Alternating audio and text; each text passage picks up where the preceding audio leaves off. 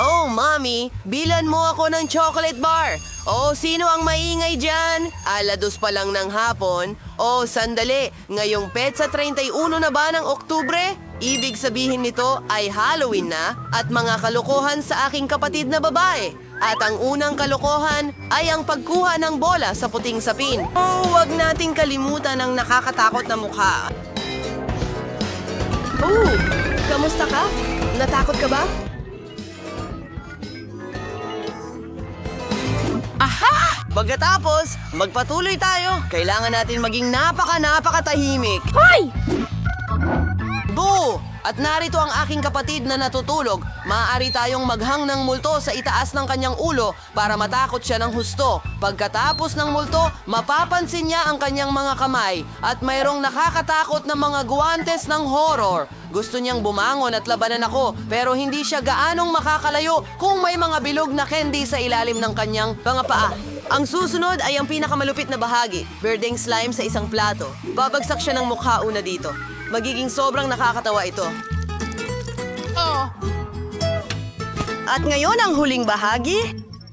Oh, isang pader na gawa sa tisa sa daanan. Tara, tingnan natin ang mangyayari. Oh, kay gandang umaga! Oh, Diyos ko! Anong klaseng halimaw ito? Ay, hindi! Lahat ng mga guwantes. Sige, kahit ano. Oh, nahuhulog na ako. Oh, si Ben nga ito. Kadiri! Oh, sana hindi ito uhog. Ayan na, Ben, lagot ka. Papunta na ako. Ano ito? Oh, dati may daan dito. Oh, wallpaper lang pala. Magandang umaga, maliit na kapatid. Maligayang Halloween. Oh, masama ba ang timpla mo? Ang astig na palabas. Hindi ko maalis ang tingin ko. Dapat tayong mag-almusal. Gatas. At meron tayong cereal para sa almusal. Magaling. Pero sobrang daming beses nang pinanood ni Jane ang palabas na ito, kaya't makakapagbiro ako. Ibubuhos natin lahat ng matatamis na cereal sa plato ko at para sa kapatid ko, may mas kawili-wili ako. Nakakadiring mga uod, ibubuhos natin lahat sa isang walang laman na kahon ng cereal at patikman kay Jane. Sana magustuhan niya ang almusal na ito. Ayos, tapos na. Maaari na nating ihain. Hoy sis, inihanda ko lahat para sa'yo dito. Narito ang mangkok, gatas at cereal at isang kutsara. Kain na sis! Ang cute niyan, kuya. Salamat.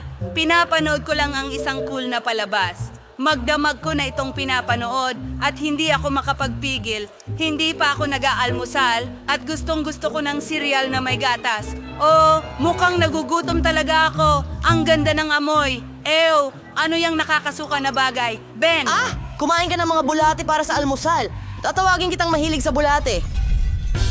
May naisip akong cool na idea kung paano lukohin ang kapatid ko. Gagawa kami ng peking mesa na may itim na mantel at may butas para sa mukha. Maglalagay kami ng popcorn sa ibabaw at gagawa ng nakakatakot na makeup. Oo. At ngayon, pwede na natin siyang takutin. Wow! Isang buong balde ng popcorn. Astig, kainin natin ito. Ha, buddy? Oh, mukhang kahina-hinala pero mukhang masarap ang popcorn. Ah, anong klaseng halimaw ang kumagat sa akin? Ako ay isang halimaw na popcorn. Hindi mo ito pwedeng kainin. Oh, huwag mo akong kainin. Well, nakaisip ako ng bagong ideya para sa kalokohan. Isang peking kamay ang dumating sa akin kamakailan at si Jane ay nagdedekorasyon ng kwarto para sa Halloween. Nakakatawa kung aksidente kong mabarena ang aking kamay. Kailangan lang nating ilagay ang peking kamay. Magaling! Tutulungan ko ang kapatid ko. Jane, anong ginagawa mo? Hayaan mong tulungan kita. Dinala ko lang mga gamit ko. Magbubutas ako ng dingding para sa mga pako. Anong nangyayari? Ang kamay ko. Tinagos ko ang kamay ko. Oh, hindi! Kamay ba talaga ni Ben ito? Oh, peke ito. Magaling siya sa mga biro, pero mas maganda ang ideya ko. Ngayon, bibiruin ko siya gamit ang artificial na utak.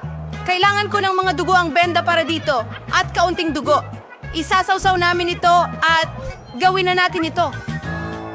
Bakit naglabas ng kutsilyo si Wednesday? Ay, Diyos ko! Masamang ideya ang manood ng horror movies sa gabi. Oh, Jane, dumating ka para manood ng pelikula? Oh, paborito kong chichirya. Ano? Bigyan mo ako ng chichirya. Anong nangyayari? Oh, Jane, ang utak mo. Oo, halika, tumakbo.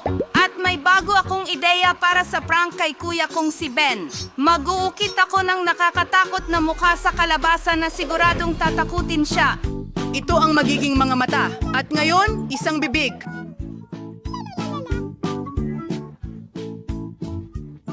Mahusay! Kailangan nating maglagay ng kandila sa loob at tapos na. Kailangan ilagay ang ating halimaw na kalabasa sa ilalim ng kama ni Ben. Mula sa dilim, mas nakakatakot ang kanyang mukha. Pero hindi iyon sapat. Kailangan mag-iwan ng bakas ng dugo na parang may halimaw na nagtatago sa ilalim ng kanyang kama. At ngayon, kailangan nating tumakas bago dumating si Ben.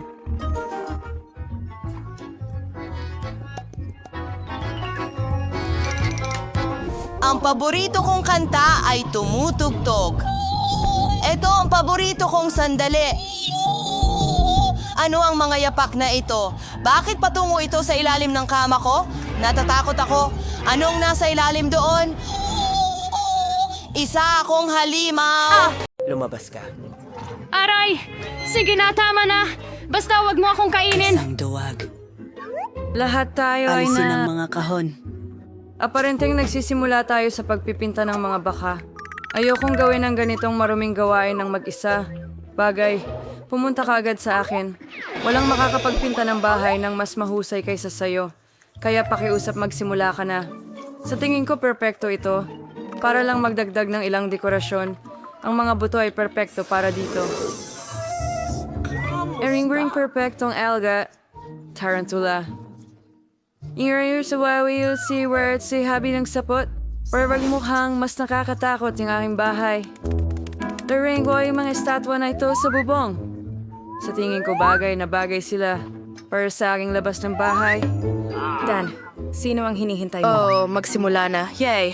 Panahon na para magsimula. Kailangan ko talagang Tulungan mo ako pinturahan ang bahay. Tutulong si Brown. Paparating na sila. Mag-ingat ka. Baka magsimula na ang zombie apocalypse. Biro lang. Mga kaibigan ko lang sila. Ha ha ha ha. Ayusin lang nila ang bahay. Ama rin siya sa ng ideya, however, handprints mo ding-ding. Well, it's so. Probably perfectos.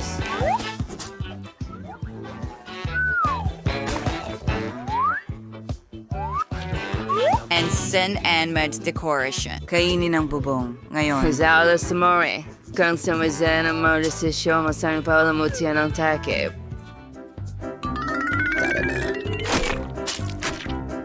Damo, magandang ideya. Ang lahat sa namang lilim ng berde ay perpektong pagkakabagay. Una ba kang dala sa'yo, resulta ng sign? Masabi ay hindi niyo ako binigo. Mari kayong bumalik. Una ang tatapos ng iba nang wala kayo. Salamat.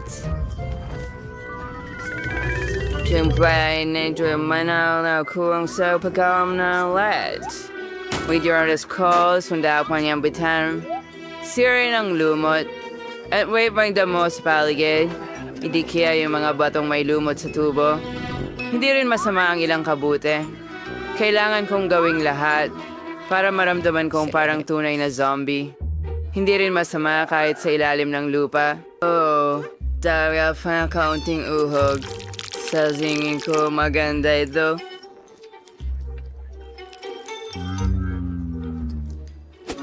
Kaya kailangan sa maglay ng kandado sa pinto na magbabantay sa lahat. At sure yung Britain weekend, o i-park mo yung stick, split na yung bubong. Ngayon na ang lahat. Kodelag ba na?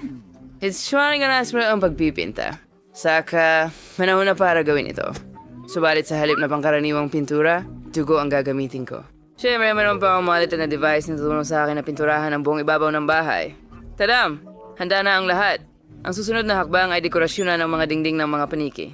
Mga kaibigan, handa na ba Handa kayo? ka na. Lipad na tayo. Yaso, sinenes ng dos to the part, wali be, bubong. Tapos na ako. Yaw, ang kawa, we considerong din ni Dracula. Ang astig, di ba?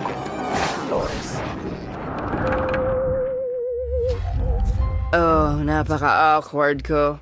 Kailangan ko agad ng isa pang mailbox. Sa tingin ko ang ulo ng isa sa mga kaibigan ko. Nagising sa magandang biro. Tuesday and so cake na ito, may. Nga, kailangan mo na lang itong hukayin. Narito na. Nuka mo na manatili. Bagay, halika agad sa akin. Ngayon ay aayusin natin ang paligid. Magsisimula tayo sa iyong booth.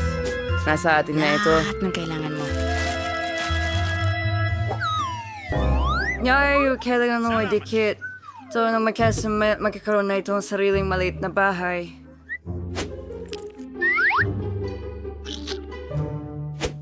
Susunod, kailangan ko ng mga bato ng iba't ibang laki para makagawa ng magandang daan. Tayo sa ting, ito ay ang kasaran sa kulay. Sa tayo ang alabas. Lalagay ko ang may sa paligid ng perimeter ng bahay. At itong itim na lambat sa ibabaw ng bakod. Kung maglalagay ka ng mga gagamba dito, nagiging parang tunay na sapot ng gagamba. Ang magaganda at patay na rosas na ito ay tutubo rin sa aking lote. At gagamitin ko ang isang bungo bilang mailbox. Ang panga nito ay hahawak... May mga lalabay na lumalapit sa akin. Ngayon ako. Oh, hindi. Hindi ang araw. Para ilang araw ay hindi pinapayagan. Ang tanda ang pangunahing palamuti ng aking teritoryo. Susunod ang mga paboritong piraso ng lahat. Matatapos ko lang ang dugo ko at narito na ang piramide. Nagwes siya nga na gumawa ng mailbox na parang sombrero. Nakakabagot. Pero ang pulang kabaong ay ibang usapan. Kasama rin ito ang paborito kong paniki. Oh, kumasang diyan para sa'yo. Bakit umungal? Ginagawa ko lang ang aking trabaho. Wow, hawinin mo pa natas ang mabagsig ng mga kamay sa balikat ko. Isang liham para sa'yo. Siguro ibibigay ko na lang ito sa kalansay. Huwag masyadong Anong maging nangyayari? agresibo. Noong kalaswan, coating glow na from mailbox. Sinalakis mo na ganyan. Narda ang iyong liham. Gamitin ang kagat. Sa wakas, wala na siya.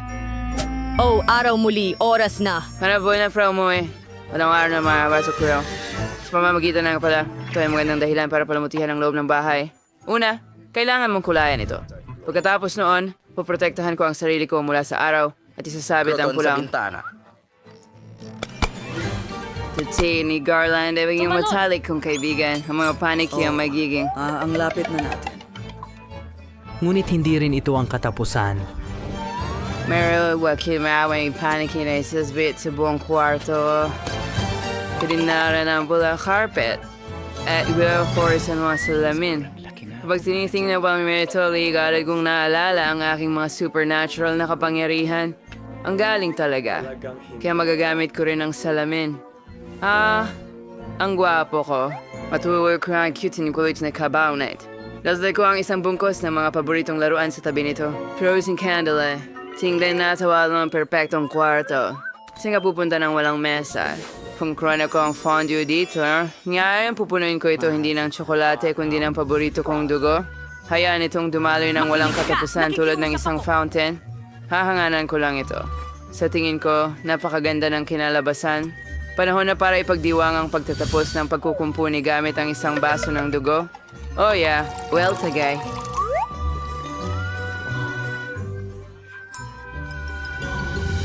Bakit ko na palamos yan ang loob ng bahay? Sa tingin ko kailangan ko ng isang kapsula ng zombie virus muna. Magbibigay ito ng tamang kulay sa mga dingding. Anile tago ang say gumana ng paborito kong tabla. Kailangan ding iwas-iwas ang lupa sa sahig. Mas komportable ito sa ganitong paraan. Konting lumot at kabuti rin. Ang ganda. Alam mo, bigagawin ko cool ang block ng lupa mo sa Minecraft. Ano makakagat sa aking interior? Tingnan mo kung ganito ka cool. Narito ang larawan ng aking mahal. ang kailangan nating magdagdag ng ilang mga estatwa at cobblestones. Maganda ring tingnan ng mga creepers sa mga dingding. Gagawa rin ako ng mga paborito kong bagay dito. Kumain ng mga matatamis at manood ng mga paborito kong channel. Salamat sa panonood. Lahat maliban sa akin ay dekorasyon ng kanilang mga bahay. Umpisahan ko sa pagpipinta ng mga dingding din. Kailangan mong protektahan ang iyong sarili gamit ang gas mask. Ngayon, maaari mo nang ihinto ang pagpipinta ng mga dingding.